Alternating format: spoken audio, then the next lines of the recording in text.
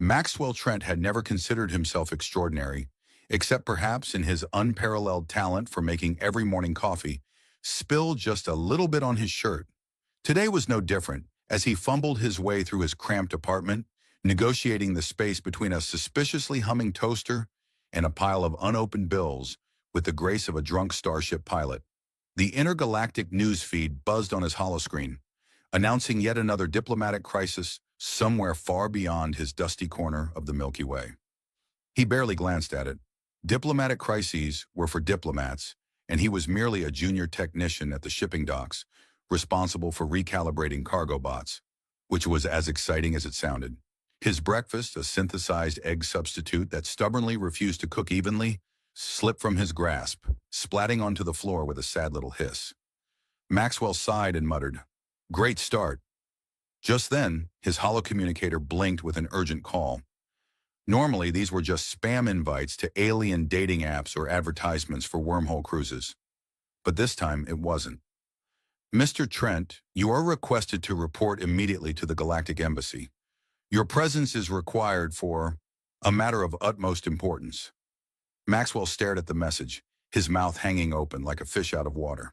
"Must be a prank," he said aloud, but curiosity, or perhaps the faint hope that someone had finally noticed his existence, propelled him out the door. At the embassy, things were decidedly less dull. Officials in shimmering uniforms bustled about, their faces a mix of tension and rehearsed smiles. Hollow projectors displayed maps of star systems tangled in crisis, and security drones zipped overhead like overzealous fireflies. Maxwell was ushered into a room where an enormous shimmering display showed a convoy under siege by an aggressive faction whose name he couldn't pronounce, and frankly, didn't care to try. "You're the only civilian available near the convoy site," an officer said gravely. "We need you to assist." Maxwell blinked. "Assist how? I'm not a soldier. I don't even own a blaster." "Improvisation is encouraged. Good luck." Before he could protest, the door slid shut behind him, and the screen flashed red. Emergency protocols activated. Outside, the hum of engines and distant explosions made his heart thud loudly.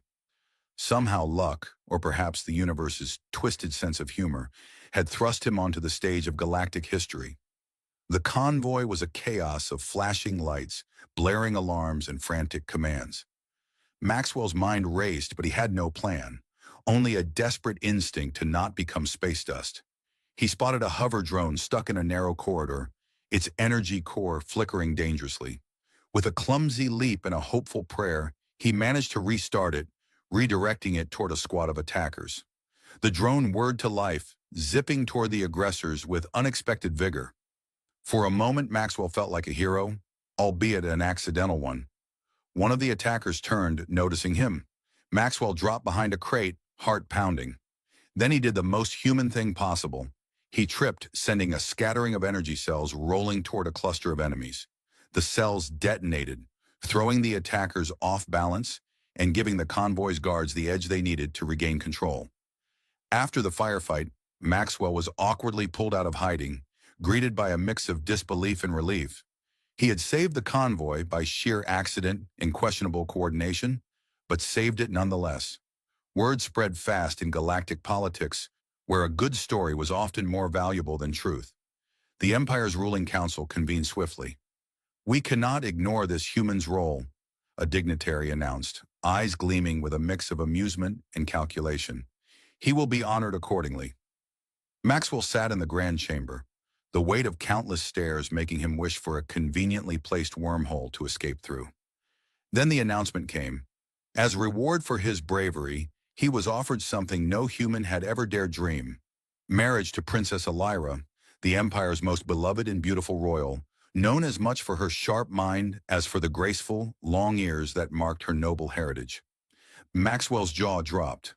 "Wait, marriage? Like forever marriage?" "Yes, forever marriage," the council echoed, as if that clarified everything. The door opened and in stepped Elira, her presence immediately commanding attention. She looked human, yes, but those long ears flicked with a mischievous twitch, as if already judging the clumsy human before her. Her eyes sparkled with both curiosity and amusement. So you're the hero who nearly caused a planetary incident just by being in the wrong place, she said with a teasing smile. I suppose this is going to be interesting. Maxwell tried to recover some dignity. Well, I do have a knack for accidents turning out well. Illyra laughed softly, the sound light but with an edge of challenge. Good. You'll need that. And just like that, Maxwell's ordinary life was shot through with starlight, promises, and the absurd possibility that he might just marry the most beautiful princess in the galaxy, which, considering his talent for mishaps, was probably the most extraordinary thing about him after all. Maxwell Trent stared at the ornate invitation in his hand, wondering if someone had slipped a prank into the Royal Mail system. Official invitation to the Imperial Court for betrothal proceedings, it declared in letters large enough to embarrass even the most confident human. How he was supposed to behave at a place where people wore gowns woven from starlight and sipped drinks that literally fizzed with captured nebulae was a mystery that sent his nerves into overdrive. At the same time, a small, very unhelpful voice in his head kept whispering, "You're about to marry a princess, a real princess, not one of those hollow actors from space soap operas." The transport to the imperial capital was anything but ordinary. Maxwell found himself squeezed into a hover car that hummed along the cityscape, its windows projecting the endless stars streaking past like confetti at a cosmic parade. The driver, a robotic AI with a voice designed to sound calming, but which instead came off like an overly enthusiastic game show host, reminded Maxwell of his upcoming responsibilities every 5 minutes. Remember, Mr. Trent, this is not a social visit. Please avoid causing diplomatic incidents, spontaneous humor, or unorthodox footwear choices. Maxwell grinned despite himself. Got it. No diplomatic incidents, no jokes, and definitely no sneakers. The palace gates loomed ahead, tall, gleaming spires with hovering banners that shimmered like liquid crystal. As he stepped inside, Maxwell felt the crushing weight of centuries of tradition pressing down, a feeling only partially alleviated by the palace's staff, who seemed to glide instead of walk, and who greeted him with a mixture of curiosity, suspicion, and barely concealed amusement. His presence was the elephant in the room, or more accurately, the slightly confused human in the throne room. Illyra awaited him in a grand chamber, her long ears twitching with interest and a smile that was equal parts welcome and challenge. "Welcome to my chaotic little corner of the universe, Maxwell," she said. "I hope you brought your sense of humor. You're going to need it." Maxwell attempted a bow, which almost ended with his head knocking against the low-hanging chandelier. "I'm still mastering the gravity here," he confessed. Illyra laughed, the sound light and contagious. "Gravity's the least of your problems. Try navigating court etiquette without accidentally offending half the dignitaries." The royal court was a study in paradoxes. There were beings from countless star systems, some with scales, others with feathers, and a few who seemed to glow faintly with internal light. Their conversations floated around Maxwell, snippets of alien languages mixing with human dialects like a galactic cocktail. The topic on everyone's lips, of course, was the human who had blundered his way into saving the royal convoy and now faced the prospect of marriage to a princess. During a formal luncheon, Maxwell was introduced to a holographic ambassador from the planet Zerthax, a being so tall it required bending just to fit in the room.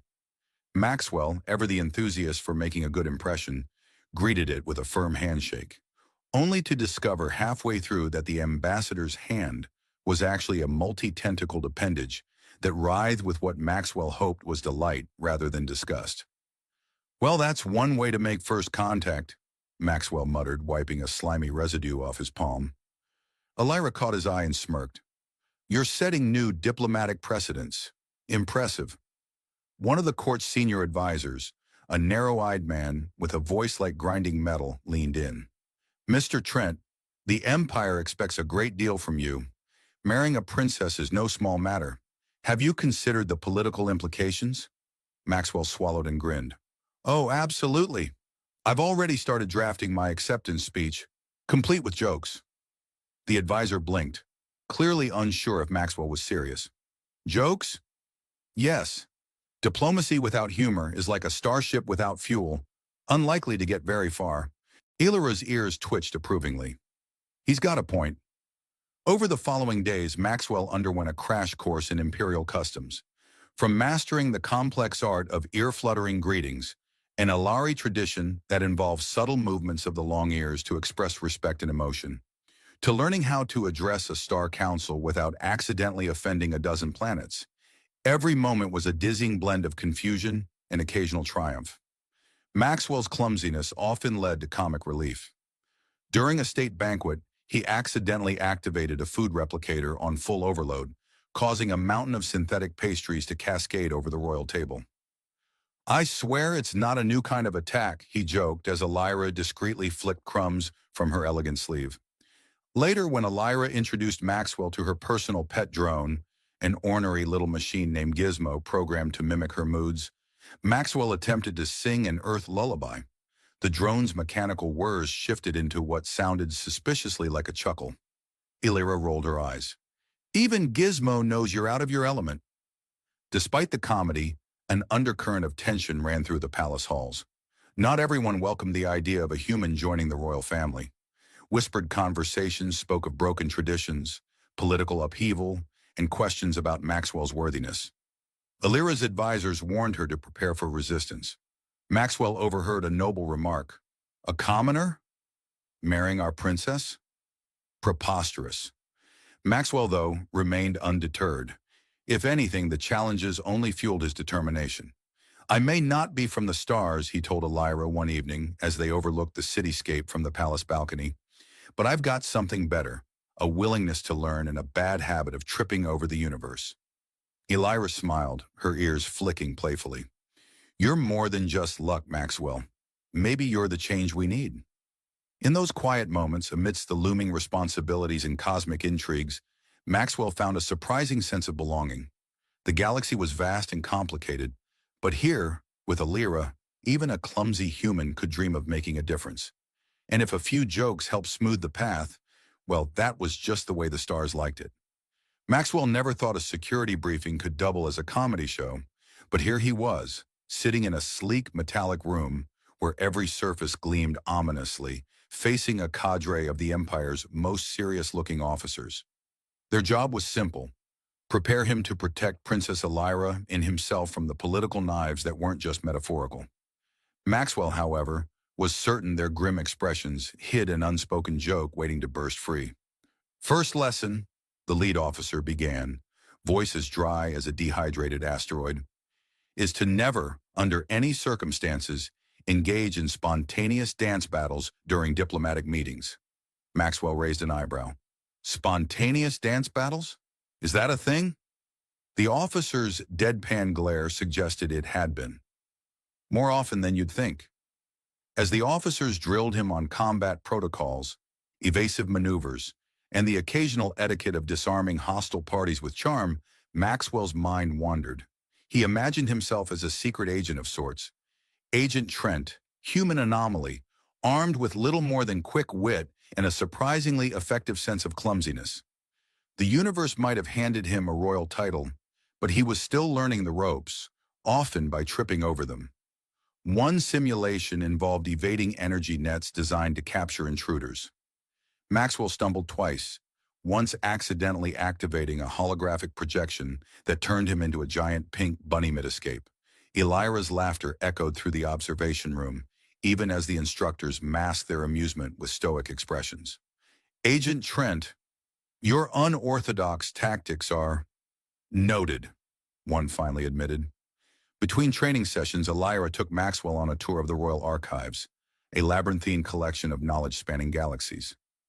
"Here lie the stories of our people, our victories and mistakes," she said. "You'll need to understand this if you're to stand by me." Maxwell leafed through records of ancient Star Wars, peaceful treaties sealed with exotic flora, and cryptic texts describing a mysterious artifact known only as the Celestial Prism. The prism, according to legend, held power beyond imagination, capable of uniting or devastating entire worlds. Elira's gaze darkened when she spoke of it. Many factions covet it. Its secrets could tip the balance of power. The plot thickened further when news arrived of a rogue faction intent on kidnapping Elira to leverage control over the Empire. Maxwell, far from the heroic soldier he imagined, was suddenly thrust into the front line of an interstellar game of cat and mouse. During one tense moment, as alarms blared through the palace corridors, Maxwell found himself face to face with a disguised saboteur. His instincts kicked in, or maybe it was pure luck, as he tripped over a conveniently placed cable, sending both himself and the intruder sprawling into a pile of comms equipment. "Not exactly James Bond," Maxwell muttered, disentangling himself while the intruder scrambled away. Elira caught up, her eyes sparkling with equal parts concern and amusement. "You have a unique style of defense. It's mostly falling and hoping for the best," Maxwell confessed. Yet despite his awkwardness, Maxwell's presence seemed to inspire something unexpected in the palace.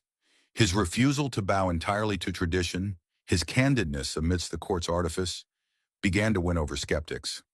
Even Elira's most stubborn advisors couldn't deny that the human brought a fresh, unpredictable energy. Late one night, after a day filled with drills, political meetings, and one particularly embarrassing incident involving a malfunctioning hoverchair, Elira and Maxwell shared a rare moment alone on the palace roof. The galaxy sprawled around them, stars blinking like distant promises. "Do you ever regret all this?" Maxwell asked quietly. Elira smiled, her long ears twitching in the cool breeze. "Every day, but sometimes the chaos leads to something worth holding on to." Maxwell nodded, thinking about how a simple, unremarkable man could end up at the center of galactic upheaval, not by design but by fate's quirky sense of humor. "Well, if we're going to shake up the Empire, I suppose we should at least do it with style." Elira laughed softly. "And maybe fewer pink bunny projections." Their laughter mingled with the hum of distant stars, a brief respite before the inevitable storm. Together, clumsy human and regal princess, they prepared to face whatever the galaxy would throw at them next, armed with courage, wit, and a bond that no ancient law could undo. Maxwell sat rigidly in the ornate chamber, his fingers nervously tapping a rhythm on the polished armrest of the throne-like chair reserved for the Emperor's special guests. Across from him, the Emperor himself, a towering figure clad in robes that shimmered like a dying star, fixed Maxwell with an expression so unreadable it might as well have been encrypted in some ancient alien code. Maxwell was convinced the Emperor's long ears twitched slightly, a telltale sign that the monarch was equally curious and skeptical about this ordinary human who dared to enter imperial politics without a galactic resume. "So," the Emperor began, voice like molten steel, "you, a human with the luck of a collapsing quasar, proposed to marry Princess Elira. Tell me, what do you bring to this union besides your amusing clumsiness?" Maxwell blinked, then grinned. "Well, Your Majesty, I bring a unique set of skills. Unparalleled awkwardness, a knack for accidentally saving the day, and a terrible sense of humor that apparently confuses even the most stoic diplomats." A murmur rippled through the court. The Emperor's stern gaze cracked, just slightly, as a hint of amusement flickered in his eyes. "Humor can be a weapon, if wielded wisely. But do you understand the weight of this alliance? It is not merely a marriage. It is a union of political wills, a statement to the galaxy that old traditions may bend, but never break." Maxwell nodded, swallowing the lump forming in his throat. "I get it, and I promise I won't break anything valuable, except maybe a few protocol rules." Elira stepped forward, her blue skin radiant under the chamber lights, her long ears tilting in subtle defiance. "My father may be the Emperor, but the galaxy is vast and ever-changing. Maxwell's presence here challenges more than just tradition. It challenges us all to rethink what strength truly means." The Emperor regarded his daughter, then back to Maxwell. "Very well, but understand this. There are forces within and beyond our empire that will oppose this marriage. Not all see change as progress. Some see it as an opportunity for chaos." Maxwell quipped, "Well, I am quite good at causing chaos. I guess that makes me an asset." Laughter, genuine and surprising, echoed through the chamber. Elira gave Maxwell a pointed look, but her smile betrayed her amusement. Over the next days, Maxwell was swept into a whirlwind of strategy meetings, diplomatic receptions, and covert briefings. He quickly learned that palace intrigue was like a zero-gravity dance. One misstep, and you floated helplessly into danger. Yet amid the tension, Maxwell's humor became a surprising balm. He once diffused a heated argument between rival ambassadors by offering an impromptu toast to galactic peace. May it last longer than my attempts at formal dance. Even Elira couldn't suppress a chuckle. One evening, as Maxwell struggled to master the delicate art of ear speech, a telepathic communication method used by Elira's people, he accidentally broadcasted his grocery list to the entire council. Organic space tomatoes, anti-gravity bread, and definitely more coffee echoed in the solemn chamber, causing an eruption of laughter and a few raised eyebrows. I swear, Maxwell, Elira teased, your mind is an unpredictable frontier. But the humor only masked the deeper dangers lurking in the shadows. Reports surfaced of mysterious sabotage attempts on the palace's energy core, strange transmissions intercepted near border planets, and whispers of an insurgent faction called the Void Serpents, who sought to exploit the controversy surrounding the marriage to ignite rebellion. Maxwell found himself caught between worlds, the ordinary human who had stumbled into royalty, and the reluctant warrior who must protect a princess and, potentially, an empire. In a particularly tense moment, Maxwell was tasked with leading a small team to investigate the latest sabotage site on a remote moon. As the shuttle descended, Maxwell's anxiety peaked. Remember, Elira said, her tone equal parts stern and encouraging, trust your instincts and try not to trip on any alien flora. Maxwell chuckled nervously. No promises. The moon's surface was a bizarre landscape of iridescent crystals and bioluminescent plants that seemed to pulse with life. The team's scanners picked up faint energy signatures, signs of tampering with the moon's power relays. As Maxwell crouched to examine a damaged conduit, he was nearly knocked over by a sudden gust, only to discover a small, mischievous creature resembling a cross between a fox and a hologram, staring back at him with curious eyes. Well, I'm officially outclassed by intergalactic wildlife, Maxwell muttered. Back at the palace, Elira coordinated diplomatic efforts, balancing fragile alliances while keeping a watchful eye on her unpredictable fiancé. Their partnership was a blend of old and new, chaos and order, tradition and rebellion. Together, they faced the daunting truth that love in the galaxy was never just about hearts. It was about power, politics, and sometimes a well-timed joke to break the ice before war. As the chapter closed, Maxwell looked at Elira and thought maybe, just maybe, the galaxy was big enough for their strange, wonderful alliance to survive, and maybe even thrive. The grand hall of the Imperial Palace hummed with anticipation, the vast crowd of dignitaries, diplomats, and curious onlookers filling every inch of space as the ceremony commenced. Maxwell adjusted his modest yet immaculate suit, feeling an odd mix of pride and disbelief. From a regular human who once spilled coffee on his shoes during an important meeting, to standing here, moments away from marrying the most beloved princess in the galaxy, he still found it surreal. Elira stood beside him, radiant, her long ears brushing softly against the embroidered fabric of her gown. The soft light captured the sparkle in her eyes, a mixture of excitement and the faintest hint of mischief. "Ready for this, human?" she whispered, her voice teasing yet sincere. Maxwell grinned. "As ready as I'll ever be to legally change my life and probably get a whole lot of royal headaches." The officiant began reciting ancient vows, a blend of traditions from dozens of star systems. It wasn't just a wedding, it was a promise to unite cultures, to bridge divides, and to face whatever chaos the galaxy could muster, hand in hand.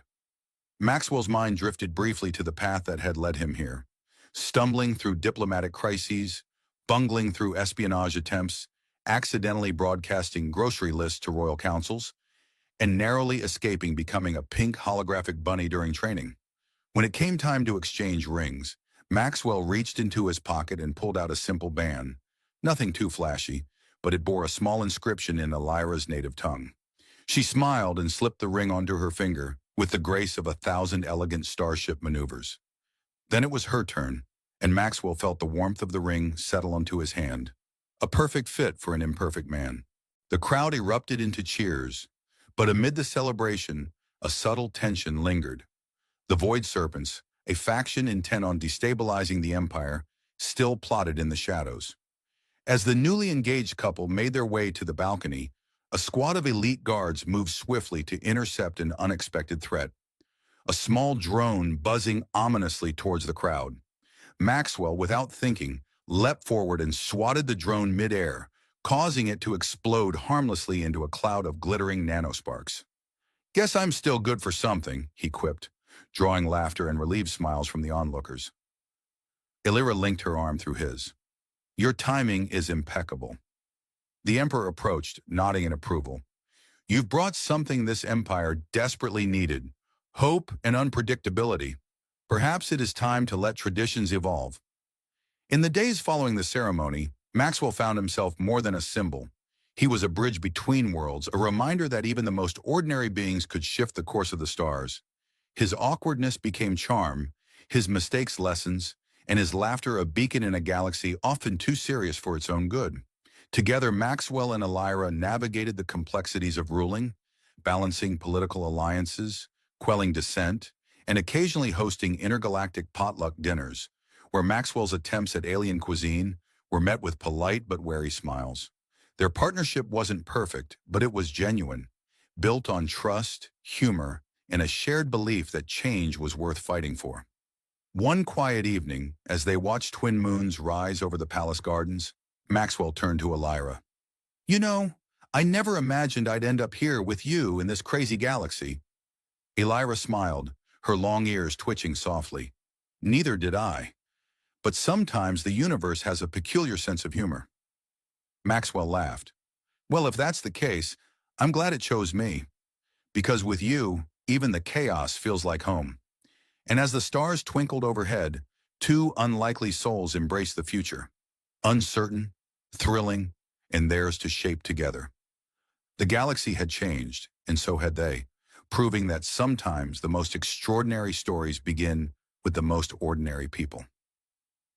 Sergeant Keller stood at the viewport of the Resolute, arms crossed, lips twitching with the familiar scowl of a man who had just read his own name scribbled on a toilet duty roster. Behind him, the faint hum of the ship's engine harmonized with the less melodic curses of the engineering crew, who were still trying to persuade the gravity regulators not to hiccup every time someone sneezed. "So let me get this straight," Keller said, not turning from the stars. "We're babysitting a glass figurine from planet Who Cares while heading into an uncharted quadrant full of pirates, wormholes, and statistically inconvenient death rates." Lieutenant Riva didn't look up from her tablet. "Diplomat, not glass figurine, and she's from Alaris Prime, not planet Who Cares. Same difference. Long ears, big eyes, probably allergic to loud noises and sarcasm. As if summoned by prophecy or bureaucratic timing, the doors slid open with a polite chime, and in walked the alien woman. She was small, not short exactly, just compact in a way that made her seem like a misplaced porcelain statue among the military bulkheads. Her skin was a pale, flawless white, almost luminescent in the artificial light, and her long golden hair was braided neatly down one shoulder. But it was her ears that drew the attention, elegant, elongated, and twitching faintly, as if attuned to frequencies only she could hear. Keller turned, raised an eyebrow, and leaned toward Riva. "Did we order an elf princess for the diplomatic mission, or is this part of some twisted cultural exchange program?" Telexa, for her part, looked around the room with calm precision, eyes flicking to Keller, with no sign of offense or interest. "Greetings," she said softly, her voice carrying a curious resonance. "I understand you are my escort."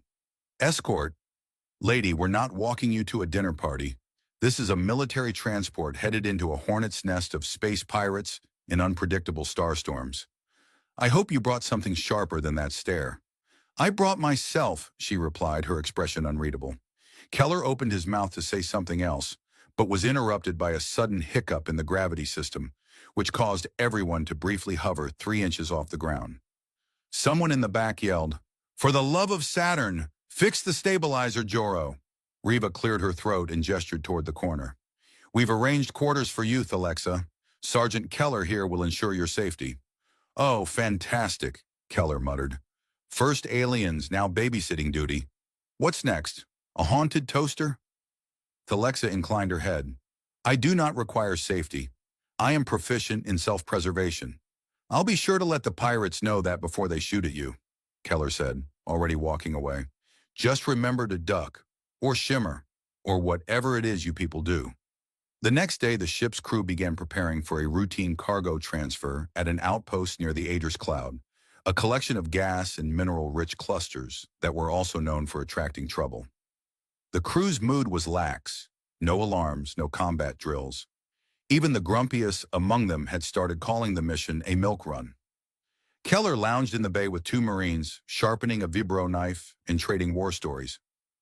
And then this guy, get this, he tries to disarm a mine with a coffee stirrer. Says he read about it in a manual. Did it work? Number blew off his eyebrows, grew back looking like angry caterpillars. They laughed, unaware of Thalexa standing just outside the cargo hold, watching them with the same unreadable expression she'd worn since arrival. Keller noticed her after a beat and raised the knife with mock seriousness. What about you, diplomat? Ever disarmed a bomb with cutlery? I once disabled a thermionic warhead using the spine of a dead predator. There was a moment of silence. Sure you did, Keller said. Did the predator have a name? Yes, I named it Kevin. The Marines burst into laughter, but the humor died quickly when the perimeter alarms screamed through the ship. A jolt shuddered the hull, and the lights flickered. Riva's voice crackled over the intercom. Boarding party incoming. Repeat, unknown hostiles breaching the hangar. All units prepare for engagement. Keller was already on his feet. You three, cover the east corridor. Lock it down. And you, he turned to Thalexa, already moving toward the emergency armory. Get to the safe zone, stay behind reinforced shielding, and try not to get yourself. But she wasn't behind him. She was walking straight into the smoke-filled hangar. What the? Hey, this isn't the time for a power walk. From the haze emerged armored figures, hostile and clunky, firing ion rounds that lit the air with searing arcs of light. The Marines returned fire, ducking behind crates and yelling commands. And then, Thalexa moved. Keller saw it out of the corner of his eye. She darted forward, slid under a crate, and flipped over a stunned pirate with almost effortless precision. With a swift motion, she seized the attacker's rifle, twisted it free, and flung it into another enemy's face hard enough to dent a visor. No armor, no weapon, just her. She pivoted, ducked a blast, and drove her elbow into the ribs of another assailant. One by one, they fell. Fast, brutal, surgical. Her movements were too fluid, too perfect, like someone who had rehearsed violence not for months or years, but centuries. Keller lowered his own rifle, mouth agape. Did anyone else just... Is that... She just snapped that guy in half like a breadstick, one Marine whispered. Thalexa paused only once, glancing toward Keller as if bored. I believe your strategy of hiding behind cargo crates is quaint. I was about to flank them, he snapped, flushing. It's called tactics. It's called delay, she replied, ducking and kicking a pirate into a wall. You humans always wait until it's almost too late. The skirmish ended minutes later, with groans and scattered groaning bodies. The hangar smelled of scorched plastic and ego. Keller stared at her, panting. Okay. That was unexpected. I take it you have done this before? I have had practice, he blinked.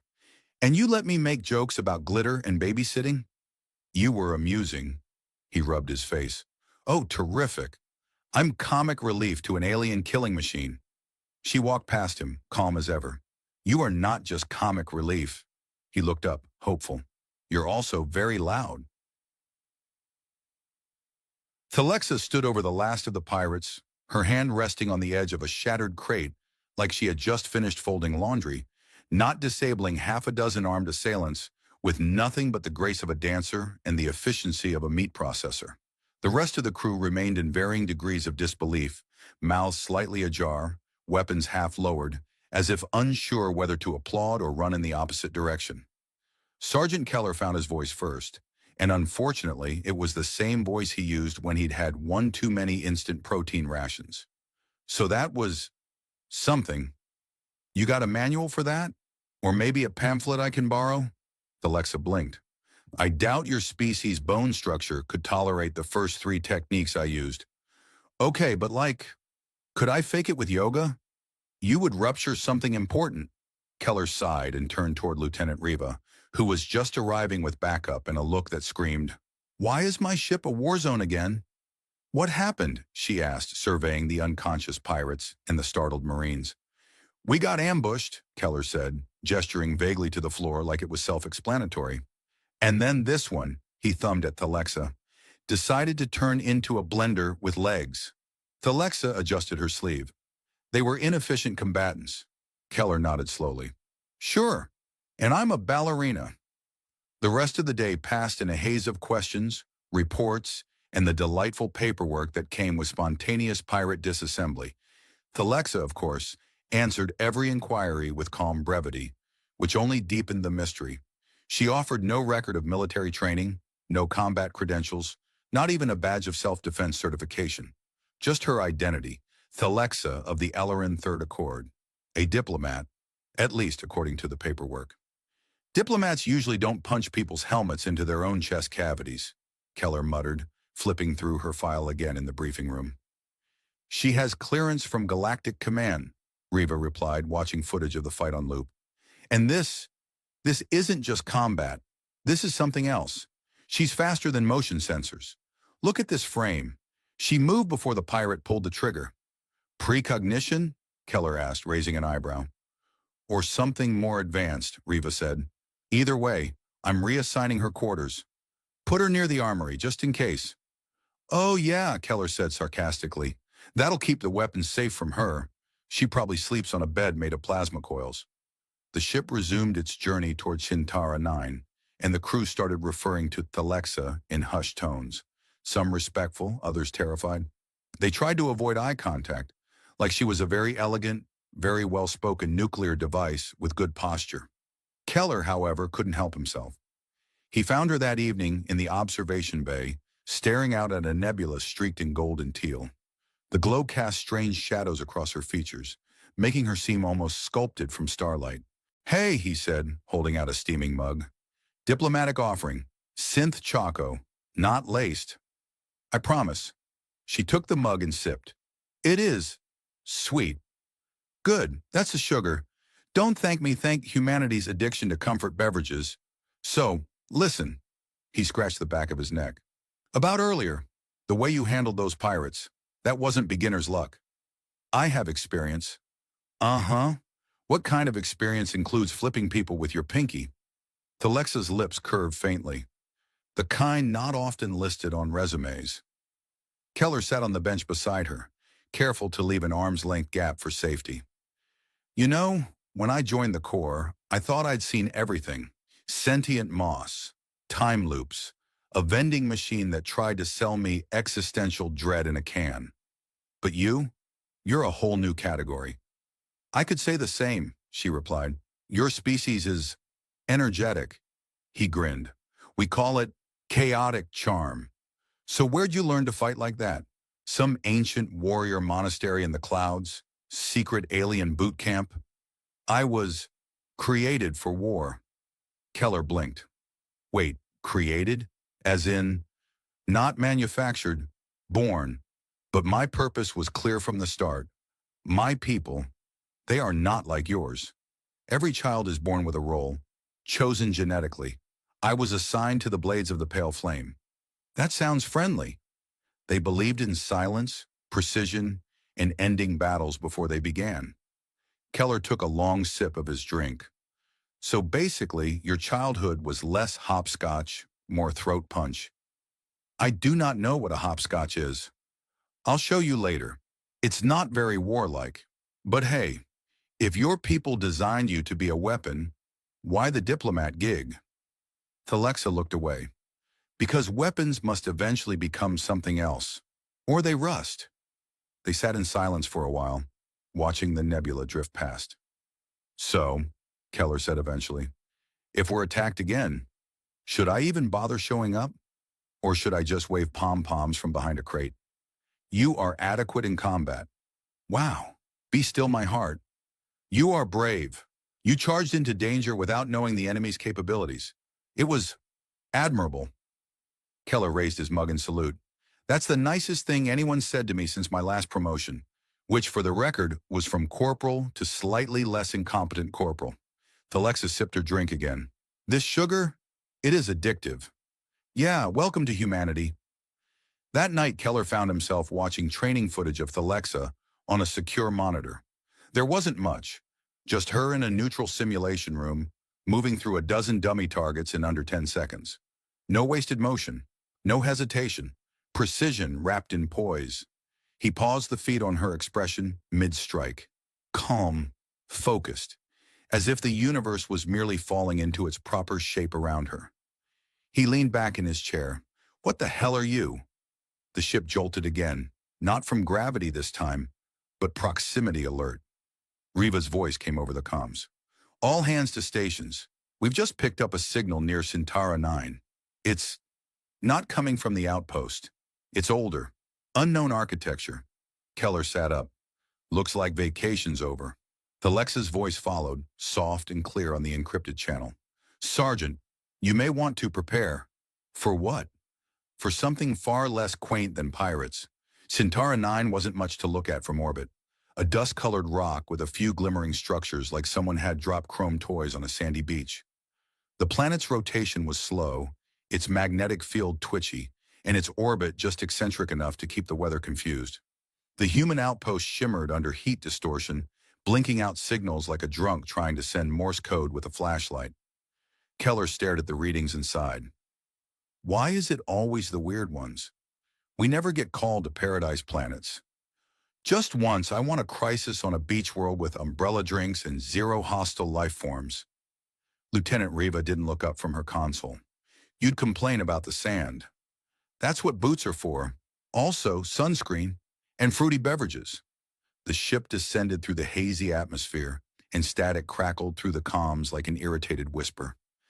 Alexa sat calmly beside Keller in the drop shuttle, hands folded in her lap, boots perfectly aligned, posture so straight it made everyone else feel like soggy laundry.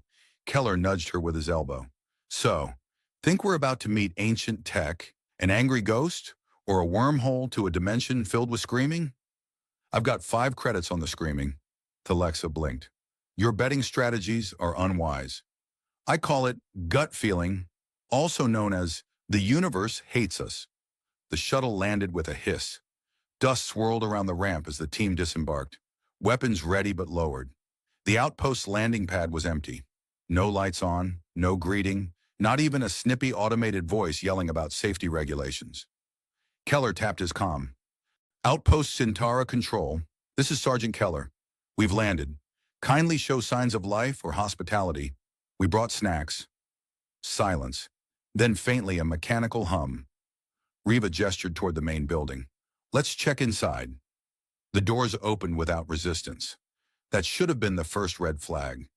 Human facilities had a proud tradition of jammed doors, faulty hinges, and entry pads that required 3 tries and a mild insult. Instead, these doors slid open silently, like they were expecting someone. The corridor beyond was unnaturally clean. Not just tidy, polished, gleaming floors, immaculate walls, and a temperature that felt suspiciously pleasant. Too pleasant. Okay, nope, Keller muttered. This place is too clean. This is serial killer clean. Alexa walked ahead, scanning with a small device shaped like a tuning fork and humming softly. The structure has been altered. Altered how? Human materials, but alien modifications. Possibly a Laren tech. Possibly older. Older than your people? Yes. Well, that's comforting. Nothing ever goes wrong when ancient alien tech gets involved. They reached the central hub. Consoles blinked silently. A hologram flickered above the main table, showing the layout of the facility. A red blinking dot pulsed deep underground. Keller squinted. That looks like trouble. Riva nodded. Or it's a misplaced coffee mug tagged with a tracker. Let's stay optimistic. The lift groaned as they descended. Dim blue lights lined the shaft, growing brighter the farther they went. The hum deepened, vibrating through the walls. As the doors opened at the bottom level, a gust of warm air brushed their faces. And there, bathed in the glow of something humming with preposterous energy, stood a structure that had no business being underground on a forgotten outpost. It resembled a massive engine fused with a sculpture. Spirals of metal curved upward into a pulsating core, glowing with colors no one could name. Patterns danced across the surface, constantly changing, always symmetrical. Like it was alive and thinking very hard about geometry. Thalexa stepped forward. This is not Ilaran. Are we talking unknown species or, oops, we just found the galactic bomb level of discovery? Keller asked. I do not know. Well, that's refreshing. She touched the structure lightly. The glow brightened, responding instantly. A wave of heat rolled through the chamber, and the floor beneath their boots trembled. Keller took a step back. Okay, Thalexa, I know your style is mysterious and calm, but this feels like the part in every sci-fi vid where someone says, you activated it. I did not activate it. It was already on. Oh, great, even better. It was waiting. Riva's scanner whined. Energy reading spiking. This thing's drawing power from somewhere, but I can't trace the source. It's not from the planet, not from the system either. Interdimensional, Keller guessed. Or extratemporal, Thalexa said quietly. Keller blinked. You mean it's pulling energy from a different time? Possibly. Cool, cool. Just what I wanted. A time-bending alien artifact in my Tuesday. Suddenly, the structure pulsed. A beam of light shot upward through the chamber, phasing through rock and steel like they weren't even there. The hum changed to a note so deep it bypassed ears and went straight to the bones. Then the air shimmered, and a figure appeared. It was tall, vaguely humanoid, and made entirely of light and shifting metal. No face, just a halo of flickering rings rotating behind where a head might have been. The voice that followed sounded like static and thunder, trying to recite poetry. You are not the chosen. Keller raised his hands. Totally fine with that. I hate being chosen. Thalexa stepped forward. We are not here to interfere. We seek knowledge. The being tilted its head. Knowledge without purpose breeds chaos. Yeah, well, I read a manual once and built a blender that exploded, Keller muttered. He's not wrong. Riva whispered, do we back away slowly? Or is that considered rude to light gods? The being flickered. The weapon awaits. Keller looked at Thalexa. Okay, is it just me, or is this guy really dramatic? Thalexa stared at the being. What weapon? The being raised a hand and pointed. At her. You are the weapon! The chamber went silent. The lights dimmed. Even the hum receded. Keller looked around. Okay, that feels like a twist. Anyone else feel like this is turning into a therapy session for intergalactic relics? Thalexa didn't move. Her face was unreadable, her posture taut. Then she spoke softly. They knew I would come. Riva's brow furrowed. Who's they? But Thalexa was already walking toward the artifact. The structure reacted, its spirals parting like petals, revealing a core that pulsed with white fire. She reached toward it, and for a moment, Keller saw her eyes change. Not just glowing. No, something deeper. Older, like someone had opened a window into the heart of a star. The light enveloped her, and just like that, she was gone. Keller swore, loudly and creatively. Riva's console beeped. She's not on sensors, not anywhere. She didn't teleport. She disappeared. Keller rubbed his temples. Of course she did. The diplomat with ears like antennae and reflexes, like a caffeinated cat, just activated a mystery engine and got vaporized into what? Energy? Destiny? A tragic subplot? The holographic being blinked out. The artifact went dark. The chamber was silent. Then Keller's comm crackled. Her voice. Sergeant, do not move. Do not touch anything. He froze. Thalexa? I am not where I was, but I can see you. Great. Creepy. What do we do? Wait, I need to find the others. The others? Her voice dropped lower. The other weapons.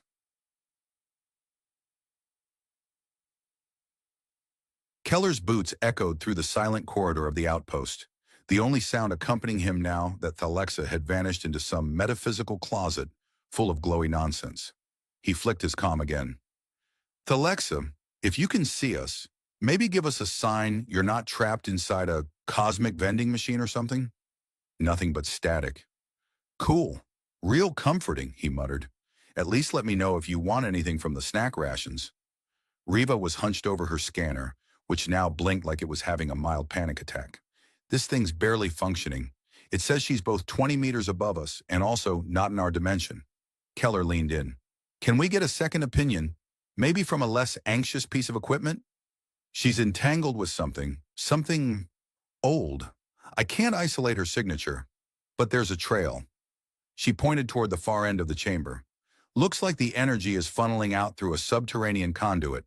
If we follow it, maybe we can find where she ended up. Keller raised an eyebrow. Subterranean conduit. Right, because following mysterious alien pipes always ends well. Riva smirked. It's either that or sit here talking to furniture. The passage beyond the chamber narrowed quickly, walls covered in strange script that flickered with faint blue light. Keller ran a gloved hand along one line. Ilaran? Nope. Too linear. This is pre-Ilaran, maybe from the Drosari epoch. Keller gave her a sideways look. I made up a name once too. Called it the Snaconian era. Everything was peaceful until we ran out of chocolate. They continued down the sloped tunnel, the hum of the conduit growing stronger with each step. The deeper they went, the less the structure felt human. The angles became too perfect. The space is too tailored to beings just slightly taller and thinner than people. Every now and then, Keller's suit would twitch as though static had crawled over it. When they reached the junction, the floor trembled faintly. Before them stretched an enormous chamber filled with twisting crystal columns and levitating rings of alloy rotating in synchronized loops. In the center, a glowing sphere floated, pulsating softly, and inside the sphere was Thalexa, or a version of her. She was standing still, arms at her sides, eyes closed. Energy ribbons coiled around her form, lifting her gently off the ground. Her hair fanned upward as if she were submerged in water, though she was clearly conscious. Her eyes flicked open the moment they entered. Keller raised a hand. Hey, so, how's your day going? Her voice boomed, overlapped by an echo not quite her own. I am learning. That's vague and mildly terrifying. Could you be more specific?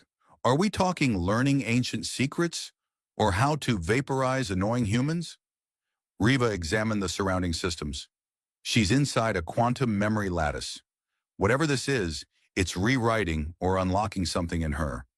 Knowledge, skills, maybe a history she never knew she had. Keller sighed. So our quiet alien friend is being force-fed the Encyclopedia Galactica. Thalexa's gaze shifted toward him, her voice returning to normal. I am not alone. The sphere pulsed. From the far side of the chamber, 3 shapes emerged from the shadows. Each one distinct, one hulking and armor-clad, another slender with elongated limbs and translucent skin, and the last cloaked in a cloud of shifting light. Riva took a step back. Are those projections or real? They are the others, Thalexa said. The ones who came before. The other weapons. The largest of the newcomers stepped forward, its voice like a stone avalanche. You are incomplete. Keller held up a hand. Rude. She's plenty complete. We like her just fine. The slender one tilted its head. She has potential, but she must choose. Thalexa floated downward until her feet touched the ground. They are fragments of an ancient defense system, created not by my people, but by the architects before them. We were designed to awaken only if the core engine detected a universal destabilization event. Keller blinked. Please tell me we're not the destabilization event. Number but something is coming, something vast and patient. These entities, they were watching, waiting to see if I would survive the activation. I did. Now they want to test me. Riva snorted. Test you? We just survived a collapsing outpost, an exploding shuttle, and you're cooking. That's enough tests for one cycle. One of the other beings stepped forward. The test is necessary. Without unity, the weapon cannot function. She must merge with us. Hold up. Keller stepped in front of Thalexa. Merge? You mean like data sync or horrifying body horror? They are echoes, Thalexa said softly. Pieces of consciousness. I will not lose myself. Keller crossed his arms. Well, great. That's reassuring. We'll just stand over here and pretend this isn't the weirdest intervention in galactic history. Thalexa moved into the center of the chamber again. The energy around her shifted, intensifying as the three entities began circling her, chanting in a language that made Keller's skull itch. Light flared from the lattice, and for a second, it looked like she was dissolving into streams of color. Then it snapped back into focus. Thalexa stood alone again. But she looked different. Her eyes glowed faintly. Her stance was even more precise, her movements almost preordained. She turned toward them, and for a moment Keller felt like she could see every thought he'd ever had, and had judged each one appropriately.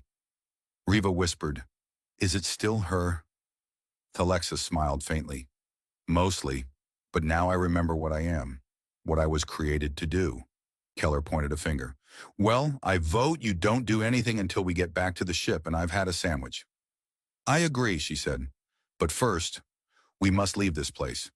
The activation will draw attention. We are no longer hidden." The ground trembled. Riva's scanner beeped. "Ships! Incoming! Lots of them!"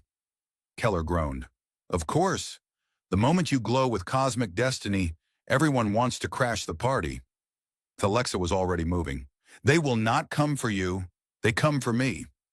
"Well, too bad. You're on our team now. And rule number 1 of this squad: no one gets vaporized alone."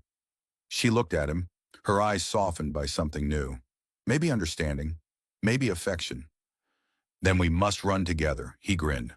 "Perfect. I'm great at running from problems." The lights dimmed, the floor split, and the escape route appeared beneath their feet. They crashed through the tunnel of light as the ancient machinery collapsed behind them, sliding into existence on a rocky slope under a triple moon sky. Keller landed hard, arms flailing, mouth full of dirt and indignation. "I would like it officially recorded that this is the 4th time today I have fallen through a floor." Riva tumbled beside him and muttered, "Still better than landing in your breakfast back on the orbital base." Thalexa landed on her feet, perfectly balanced, eyes glowing with soft gold light as she scanned the terrain. In the distance, the horizon churned with ship silhouettes blotting out stars. Keller sat up and squinted. "I assume that's not a welcoming committee with confetti and awkward small talk." "They're Draxari warships," Riva said, pulling out a portable uplink. "Fast movers, stealth signatures. We're lucky we got a head start." Thalexa turned to them. "They track the activation. They won't stop until they capture or destroy me." Keller stood, brushing dust off his armor. "Right. And I assume that part where we outwit an entire armada involves more than just running in the opposite direction?" "Correct. We must activate the relay core on this planet," she said.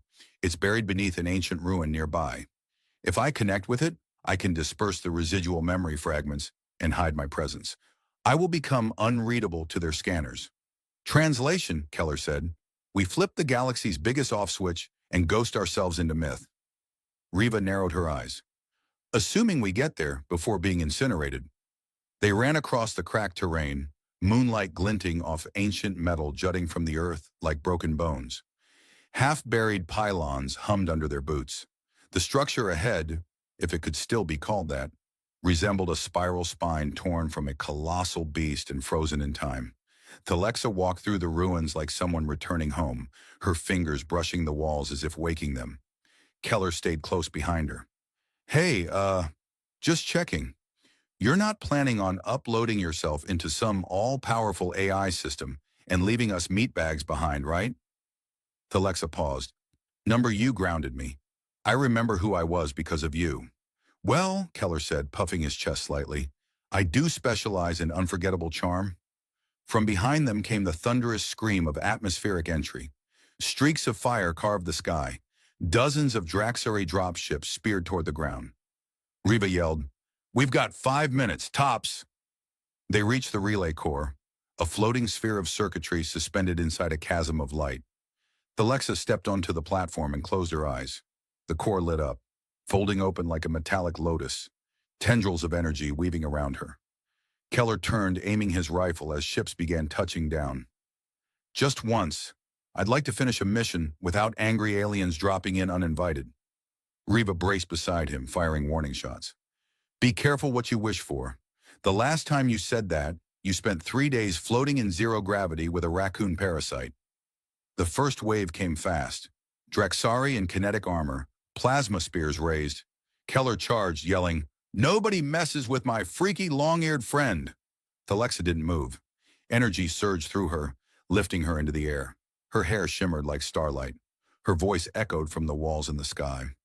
I am Thalexa of the Veiled Suns. I am no longer the weapon. I am the choice. The sky blinked, and everything stopped. The Draxari froze mid-strike. Their weapons melted to ash in their hands. The earth trembled, and then the ships above exploded into harmless particles, dissolving into the wind. Keller looked around. Did we win? Are we ghosts now? Is this what being dead feels like? Reva blinked.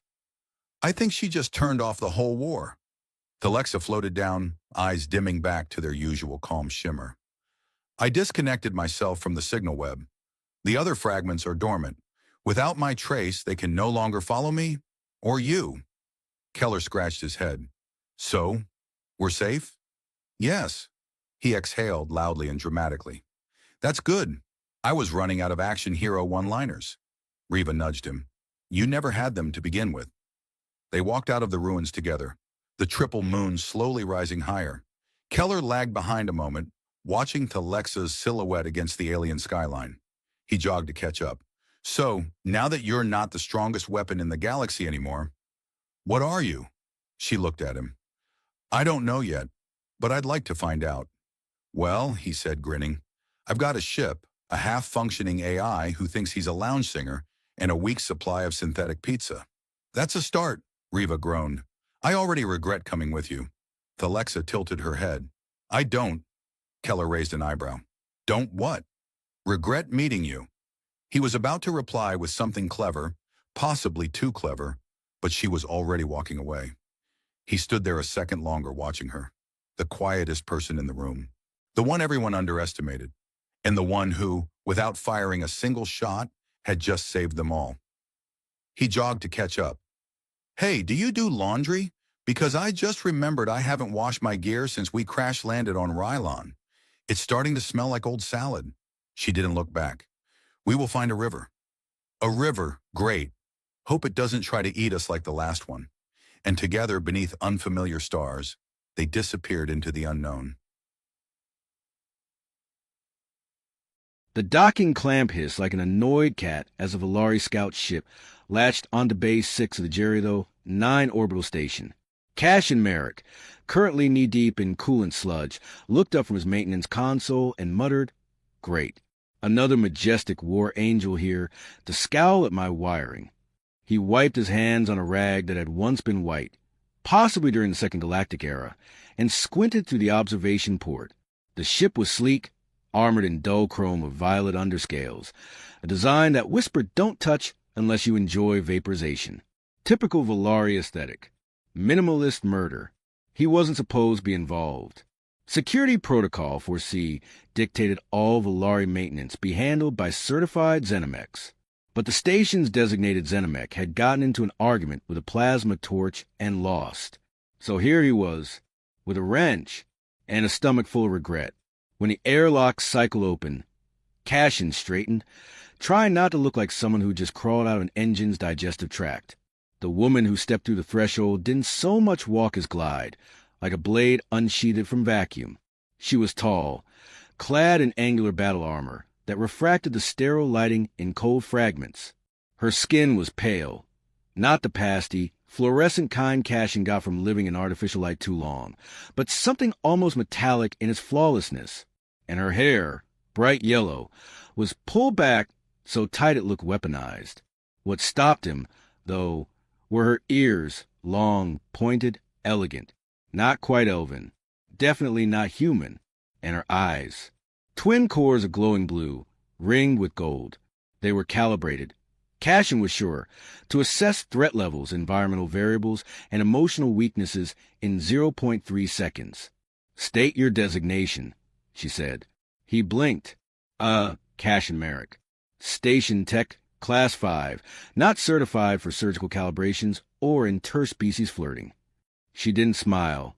Of course not.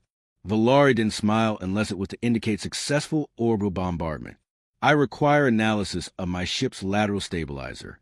It emitted an anomalous frequency upon descent. Possible sabotage or failure. Sure, Cashin replied, already leading her toward the service corridor. Could also be that the station's atmosphere is 2% too humid and your ship caught a cold. She paused.